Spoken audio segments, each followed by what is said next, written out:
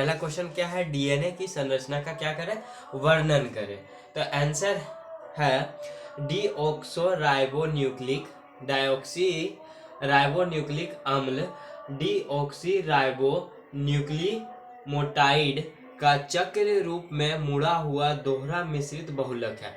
क्या है DNA? DNA जो है डायोक्सी राइबोक्लिनिक अम्ल और डायोक्सी न्यूक्लिक मोटाइड का चक्र रूप से मुड़ा हुआ दोहरा मिश्रित बहुलक है। ठीक है, फिर कहता है जो न केवल सबसे बड़ा अणु होता है बल्कि जीवधारियों के अनुवांशिक पदार्थ को प्रदर्शित करता है। ये किसको प्रदर्शित करता है? तो ये जीवधारियों के अनुवांशिक पदार्थ को क्या करता है?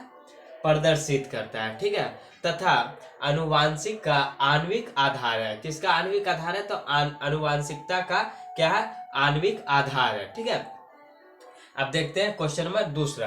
क्वेश्चन नंबर दूसरा हमारा क्या है, रक्त के कार्य बतावे, यानी रक्त का क्या कार्य है। पहला नंबर है ट्रांसपोर्टेशन, यानी एक जगह से दूसरे जगह भेजना। ठीक है, इसको कहते हैं ट्रांसपोर्टेशन। फिर दूसरा नंबर में है प्रोटेक्शन, प्रोटेक्शन यानी सुरक्षा प्रदान करना। क्या होता है? सुरक्षा प्रदान करना। दूसरा नंबर प्रोटेक्शन। और तीसरा नंबर में है रेगुलेशन।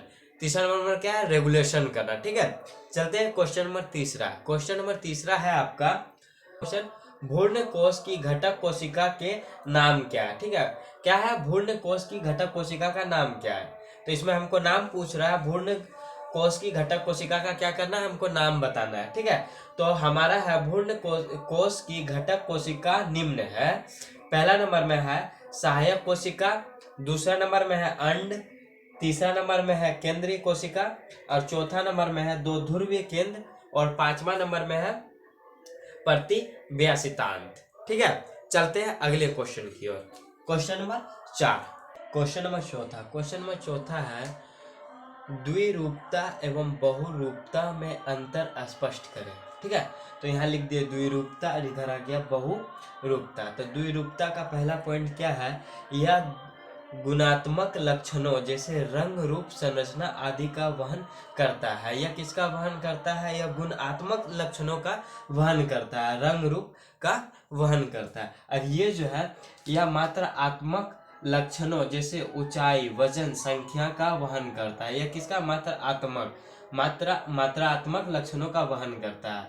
क्या हो गया? मात्रात्मक लक्षण जैसे ऊंचाई हो गया, वजन हो गया, संख्या हो गया, इसका वहन करता है। ठीक है, अब दूसरा पॉइंट है प्रभावी जीन का योज्य प्रभाव नहीं होता। प्रभावी जीन का जो योज्य होता है वह प्रभाव नहीं होता है। लेकिन इसमें दूसरा पॉइंट क्या है? इसमें दूसरा पॉइंट है प्रभावी जीन अपना योज्य प्रभाव दिखाते हैं। इसमें क्या होता है? प्रभावी जीन जो होता है अपना योज्य प्रभाव दिखाता है, जो लक्षण रूप से प्रदर्शित होता है। जो किससे प्रदर्शित होता है? जो लक्षण रूप से प्रदर्शित होता है। ठीक है, तीसरा नंबर पॉइंट क्या? तीसरा नंबर पॉइंट है कि यह एक जोड़ी विपयोशी युग्म विकल्पियों द्वारा नियंत्रित होता है। ये किसके द्वारा नियंत्रित होता है? ये विपयोशी युग्म विकल्पों द्वारा क्या होता है? नियंत्रित होता है। कौन नियंत्रित होता है? द्विरूपता। क्या होता है? द्विरूपता किसके द्वारा नियंत्रित होता है? यह एक जोड़ी विपयोशी युग्म विकल्पों द्वारा क्या होता है? नियंत्रित होता है। ठीक है, अब इधर क्या कहता है? इधर आ गया आपका यह नॉन एलिलिक जीन्स के एक से अधिक जोड़े द्वारा नियंत्रित होता है। ये किसके द्वारा नियंत्रित होता है? ये नॉन एलिलिक जीन्स के एक अत्यधिक जोड़े द्वारा क्या होता है? नियंत्रित होता है। ठीक है, ये किसके द्वारा नियंत्रित होता है? ये एलिलिक जीन्स के द्वारा नियंत्रित होता है। वो भी कब? जब एक से अधिक रहे तब नियंत्रित होता है। ठीक है, चलते हैं पांचवें क्वेश्चन की ओर। देखते हैं पांचवा क्वेश्चन हमारा क्या है। क्वेश्चन नंबर 5 है हमारा। क्वेश्चन नंबर 5 है डीएनए और आरएनए में अंतर स्पष्ट करें। क्या करना है? डीएनए और आरएनए में क्या बताना है? अंतर बताना है कि दोनों में अंतर क्या है। देखिए यहाँ पे लिखे डीएनए और यहाँ पर लिखे आरएनए। ठीक है, पहला क्या है? डीएनए, दूसरा है आरएनए। तो डीएनए का देखते हैं पहला पॉइंट। पहला पॉइंट कहता है यह कोशिका संरचना वाले सभी जीवधारियों का अनुवांशिक पदार्थ है। क्या है ये सभी जीवधारियों का क्या है आनुवांशिक पदार्थ है। किसका? यह कोशिका संरचना का। ठीक है, यह कोशिका संरचना का सभी जीवधारियों का आनुवांशिक पदार्थ है। और इसका पहला पॉइंट है आरएनए केवल कुछ विषाणुओं एवं वायराइड्स में आनुवांशिक पदार्थ होता है। किसमें किसमें होता है? विषाणुओं एवं वायराइड्स में आनुवांशिक पदार्थ होता है, कुछ विषाणुओं। ठीक है। दूसरा नंबर पॉइंट क्या है? दूसरा नंबर पॉइंट है डीएनए अधिकतर केंद्रक, लवक एवं माइटोकॉन्ड्रिया के अंदर होता है। डीएनए किसके किसके अंदर होता है? डीएनए जो होता है अधिकांश केंद्रक, लवक और एवं माइक्रोकॉन्ड्रिया के अंदर होता है। ठीक है। और आरएनए, आरएनए हमारा क्या है? बहुत कम आरएनए केंद्रक के अंदर होता है, अधिकांश भाग राइबोसोम से घिरा होता है या राइबोसोम में घिरा होता है। ठीक है। इसमें क्या होता है? आरएनए में क्या होता है? ये बहुत कम होता है जो केंद्रक के अंदर होता है। अधिकांश जो भाग होता है यानी सबसे अधिक भाग जो होता है अधिकांश, वो जो होता है राइबोसोम में घिरा होता है। वो कहाँ घिरा होता है? वो राइबोसोम में घिरा होता है। तीसरा पॉइंट क्या है? डीएनए कोशिका धर्म में नहीं होता है। डीएनए जो होता है वो कोशिका धर्म में नहीं होता है। ये हमारा तीसरा पॉइंट है।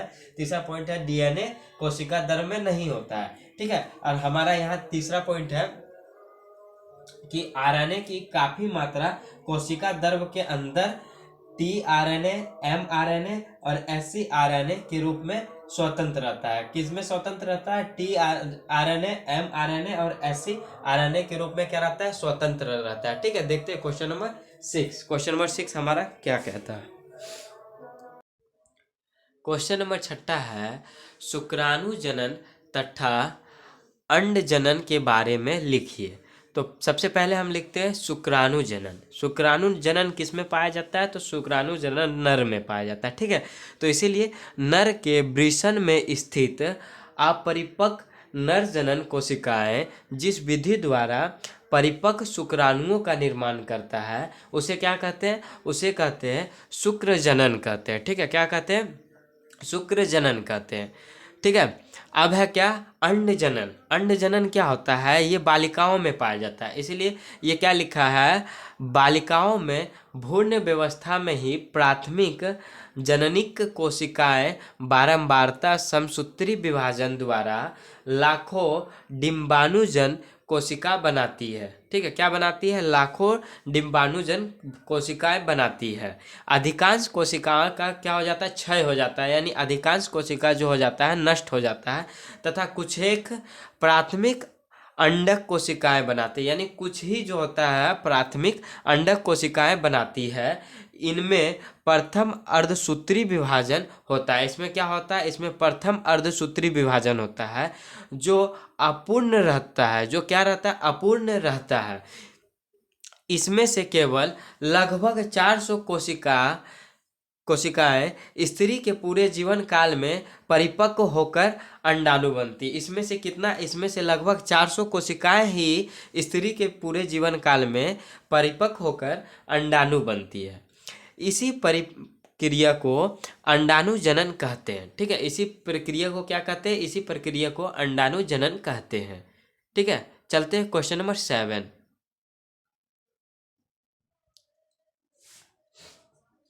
क्वेश्चन नंबर 7 क्या बोल रहा है? क्वेश्चन नंबर 7 कह रहा है बाध्यकरण क्या है, इसके तरीके का उल्लेख करें। ठीक है। बाध्यकरण क्या है, इसके क्या तरीके होते हैं, इसके उल्लेख करें, यानी उसके बारे में जानकारी दे।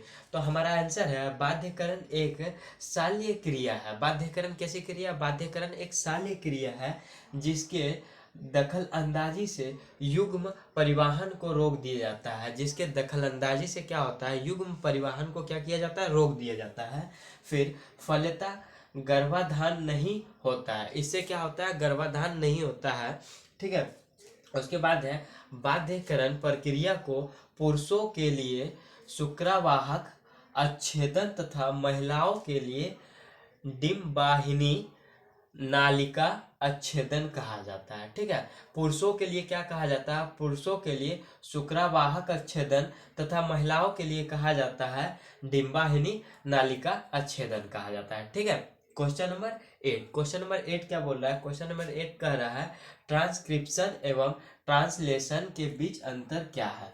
पहले देखते हैं ट्रांसक्रिप्शन। ट्रांसक्रिप्शन में पहला पॉइंट क्या है, यह डीएनए पर आरएनए का संश्लेषण करता है। यह किसका संश्लेषण करता है, यह डीएनए का आरएनए पर संश्लेषण करता है। और यहाँ पहला पॉइंट है, यह राइबोसोम पॉलीपेटा का संश्लेषण करता है। यह किसका संश्लेषण करता है, यह राइबोसोम पॉलीपेप्टा का संश्लेषण करता है। दूसरा पॉइंट है, यह यूकैरियोटिक